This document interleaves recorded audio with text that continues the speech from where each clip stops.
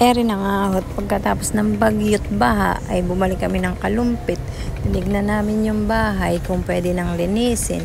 Pagdating nga nain din ni Eri yung dinatnanain. Wala ng tubig kaya pwede na rin namin linisin.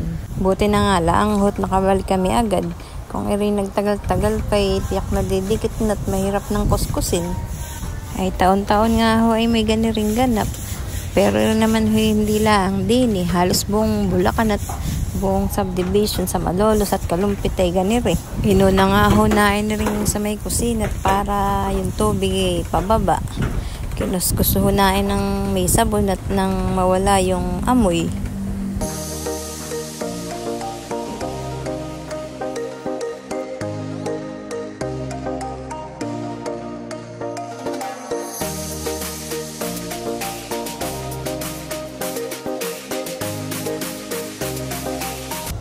Eri nga pagkatapos ng kusina ay sinunod na namin yung sa sala. Pati yung mga padre kailangan kuskusin at may mga naiwang bakas.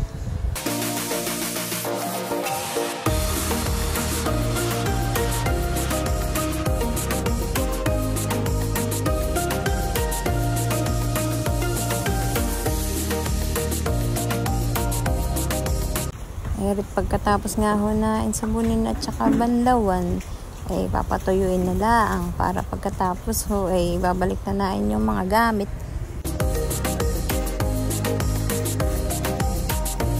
Habang pinapatuyo nain yung sa loob ay dini naman kami sa garahe.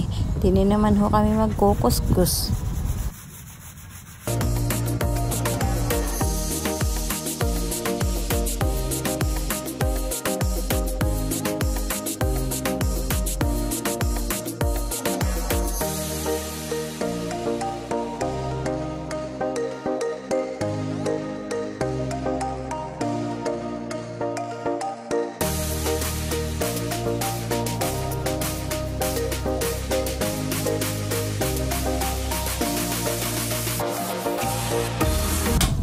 Eri na nga yung after pagkatapos nain maglinis, nakaayos na yung mga gamit, pero yung iba po ay hindi pa nailagay at madami pang kailangang ayusin.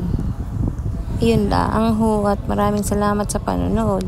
God bless you all.